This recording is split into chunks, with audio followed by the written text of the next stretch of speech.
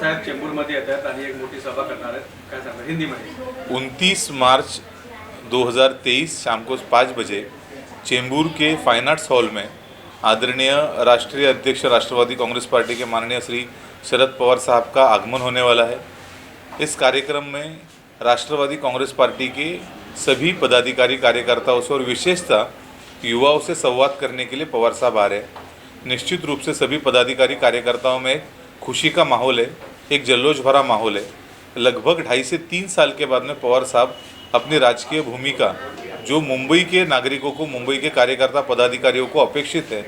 उसको बताने के लिए जब मुंबई के कार्यकर्ताओं के बीच में आ रहे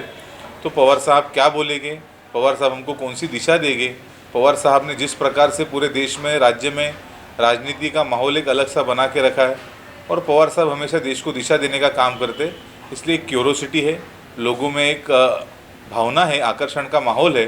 कि पवार साहब के मार्गदर्शन के लिए सब लोग आतुर हैं। एक जो आपकी प्रोग्राम नगर पालिका चुनाव को देखते हुए किया जा रहा है, क्या करना चाहिए? निश्चित रूप से किसी भी राजनीतिक पार्टी का सबसे बड़ा लक्ष्य अगर कुछ होता है तो महानगर पालिका, विधानसभा और लोकसभा रहता है और उसके माध्यम से लोगों का विकास करना, लोगों की समस्याओं को सुलझाने का काम करना। और जब चुनाव के लिए हम लोग ध्यान देते तो लोगों तक हम लोगों को क्या क्या चीज़ें पहुंचानी चाहिए, लोगों को कामों में कैसे हमको मदद करनी चाहिए, लोगों की समस्या कैसे कम हो उस पर ध्यान देना चाहिए। ऐसे हर विषय पर हर राजनीतिक पार्टी काम करती है, उसी प्रकार से राष्ट्रवादी कांग्रेस पार्टी भी काम करती है। हमारा काम ज़्यादा से ज़्यादा लोगों तक कैसे पहुँचे और किस प्रकार का काम होना चाहिए, उसका मार्गदर्शन भी निश्चित रूप से पवार साहब उस कार्यक्रम में करेंगे। कांग्रेस पार्टी की तरफ से पूरे भारत में मोर्चा किया जा रहा है। राहुल गांधी का जिस तरह 2 साल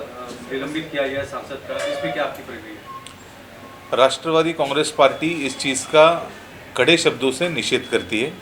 जिस प्रकार से राहुल गांधी जी को वहाँ पे 2 साल के लिए सज़ा होने के बाद में सीधे तरीके से डिस्क्वालीफाई करने का काम किया जाता है, निश्चित रूप से ये बहुत ही खेदजनक है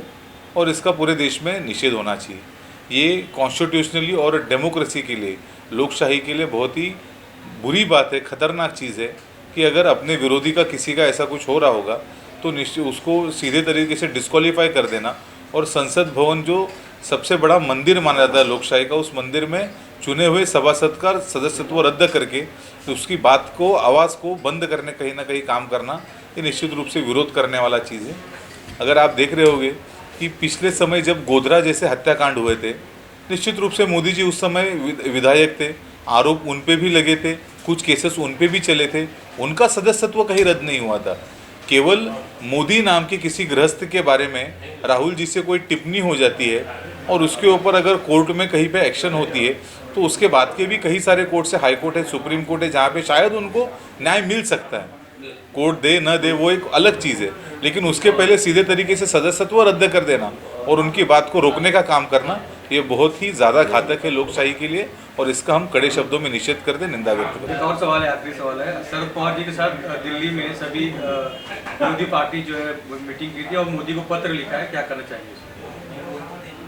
निश्चित रूप से सारे जितने भी राजनीतिक दल है लोकशाही का एक स्तंभ के रूप में काम करते हैं और जब सभी लोगों ने मिलके मोदी जी से ये अनुरोध किया है, मोदी जी एक पर्सनल व्यक्तिमत्व नहीं, मोदी जी इस देश के प्रधानमंत्री है, वो एक इंस्टीट्यूशन है और जब प्रधानमंत्री देश की सरकार की बात करते तो निश्चित रूप से हमारा भी ये कर्तव्य है कि हम जो भी हमको दुविधा है वो हम प्रधानमंत्री से बात करें, उनको लिखित रूप में दें, उनको और किसी रूप में समझाएं या उनको लोकसभा, राज्यसभा जैसे प्लेटफॉर्म्स पे वहाँ पे समझाने का काम करें। उसी के माध्यम से वह सभी राष्ट्रीय पार्टीज़ जो है,